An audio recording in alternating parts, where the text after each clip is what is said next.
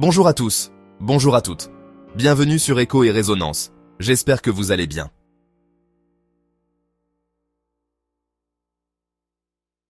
Aujourd'hui les amis, on va parler d'une loi qui dérange autant qu'elle fascine. Un concept dont on entend souvent parler dans le développement personnel, la spiritualité et parfois même sur les réseaux sociaux, mais rarement expliqué calmement et en profondeur.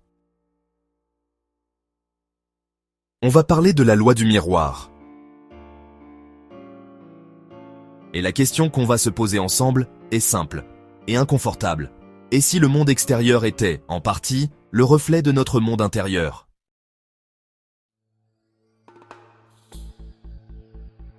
La loi du miroir. Cette loi part d'une idée troublante.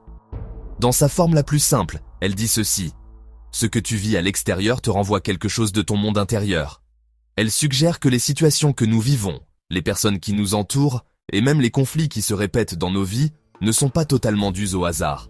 Ils viendraient nous montrer quelque chose de nous-mêmes. Pas forcément les événements eux-mêmes, mais ta réaction émotionnelle face à ces événements, et c'est là que tout se joue.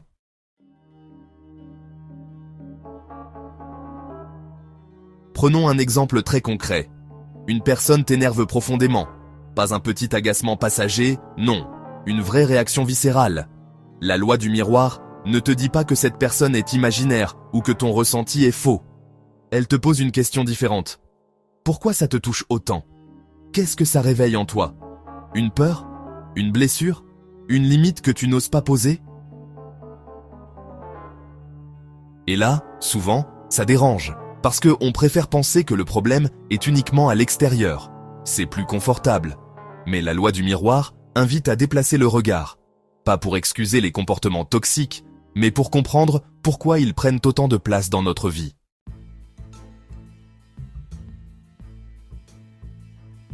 Mais attention, la loi du miroir ne dit pas que tout est de notre faute. Elle ne dit pas non plus que nous attirons consciemment les épreuves. Elle parle plutôt de résonance, d'émotions non résolues, de schémas inconscients qui se répètent jusqu'à ce qu'on les voit clairement. C'est une invitation à l'introspection, pas à la culpabilité.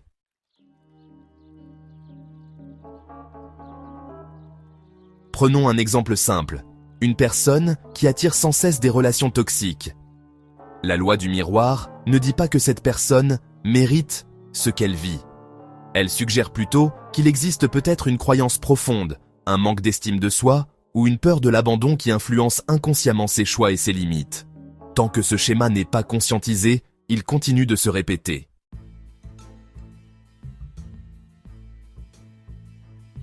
Du point de vue scientifique, la loi du miroir n'est pas reconnue comme une loi au sens strict. Il n'existe aucune preuve que l'univers renvoie intentionnellement des situations pour refléter notre monde intérieur. Les chercheurs ne parlent ni de synchronicité guidée, ni de mécanismes cosmiques. En revanche, ils reconnaissent plusieurs phénomènes psychologiques bien réels qui expliquent pourquoi cette idée peut sembler fonctionner. Les psychologues expliquent d'abord que notre cerveau filtre la réalité. Nous ne percevons pas le monde tel qu'il est, mais tel que nous sommes. Ce filtre est composé de nos expériences passées, de nos croyances, de nos peurs et de nos attentes. Ainsi, deux personnes placées dans la même situation peuvent vivre des réalités émotionnelles complètement différentes. Ce mécanisme donne l'impression que le monde nous renvoie quelque chose de personnel, alors qu'il s'agit en réalité de notre interprétation. Les scientifiques parlent aussi de projection psychologique. Nous avons tendance à attribuer aux autres des traits, des intentions ou des défauts qui nous appartiennent, consciemment ou non. Ce que nous rejetons fortement chez quelqu'un peut parfois correspondre à une partie de nous que nous n'acceptons pas ou que nous avons refoulée. Ce phénomène est largement étudié en psychologie clinique. Un autre concept clé est celui des schémas inconscients. Dès l'enfance, nous développons des modèles relationnels. Ces schémas influencent nos choix, nos réactions et nos comportements à l'âge adulte. Sans en avoir conscience, nous reproduisons certaines situations familières, même lorsqu'elles sont négatives. Cela peut donner l'illusion que la vie nous renvoie toujours les mêmes problèmes.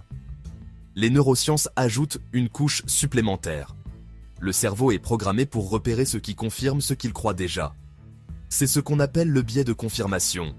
Si une personne croit que le monde lui renvoie des signes, elle remarquera davantage les événements qui vont dans ce sens et ignorera ceux qui le contredisent. Le miroir devient alors une construction mentale, renforcée par l'attention sélective. Cependant, les scientifiques reconnaissent aussi une chose importante. Même si la loi du miroir n'est pas une loi universelle, elle peut être un outil thérapeutique intéressant. Non pas parce qu'elle explique la réalité, mais parce qu'elle pousse à l'introspection. Se demander pourquoi une situation nous affecte autant peut aider à mieux comprendre ses émotions, à identifier ses blessures et à modifier certains comportements.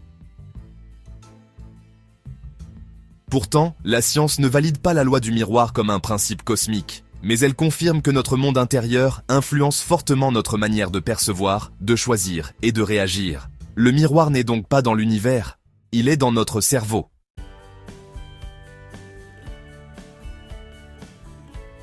Sur le plan spirituel, la loi du miroir ne cherche pas à expliquer le monde de manière scientifique. Elle propose une autre lecture de l'existence, plus symbolique, plus intérieure. Dans de nombreuses traditions spirituelles, l'idée revient sans cesse.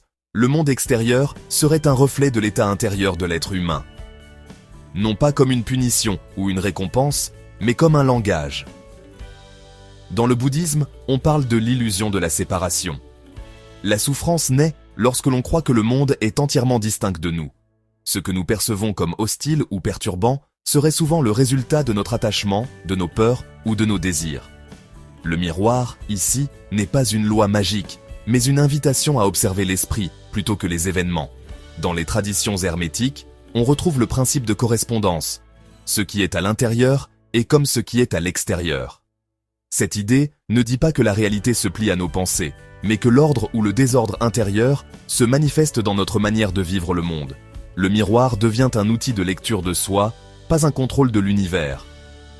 Certaines approches spirituelles modernes parlent de conscience. Selon elles, la vie ne nous arrive pas, elle nous répond. Les situations que nous vivons seraient des opportunités de prise de conscience. Chaque rencontre, chaque tension, chaque émotion forte serait une occasion de voir une part de nous-mêmes que nous avons ignorée ou refoulée. Dans ce cadre, le miroir n'accuse pas, il révèle. Il ne dit pas « tu es responsable de tout », mais « regarde ce que cette expérience fait émerger en toi ». La souffrance n'est pas niée, mais elle est considérée comme un message à décoder plutôt qu'un simple accident. La spiritualité insiste aussi sur un point fondamental.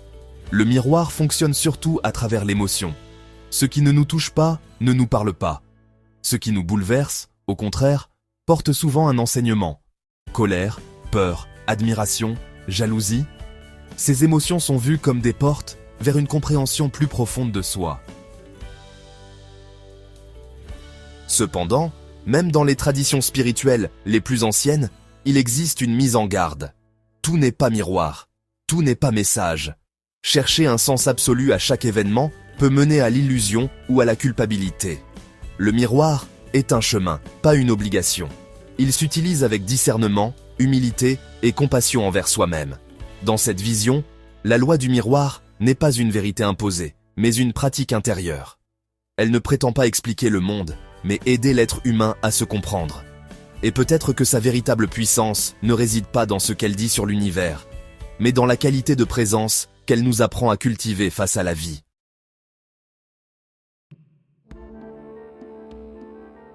Mais la loi du miroir ne se limite pas aux aspects négatifs, elle fonctionne aussi dans l'autre sens. Ce que nous admirons profondément chez les autres peut révéler nos propres potentiels inexploités.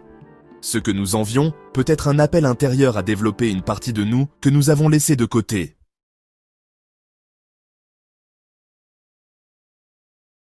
Alors comment utiliser cette loi sans tomber dans l'excès, en observant nos réactions émotionnelles, pas les événements eux-mêmes, mais ce qu'ils déclenchent en nous? Colère, jalousie, peur, admiration, ces émotions sont des indices, des messages, des portes vers une meilleure compréhension de soi.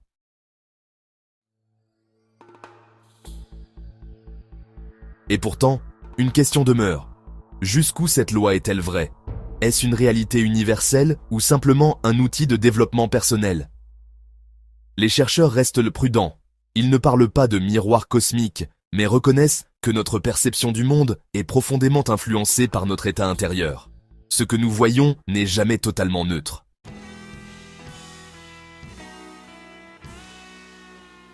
Peut-être que la loi du miroir n'est pas une vérité absolue. Peut-être que c'est un langage symbolique pour dire une chose essentielle. Changer notre regard sur nous-mêmes peut transformer notre manière de vivre le monde. Pas en contrôlant la réalité, mais en comprenant notre relation à elle.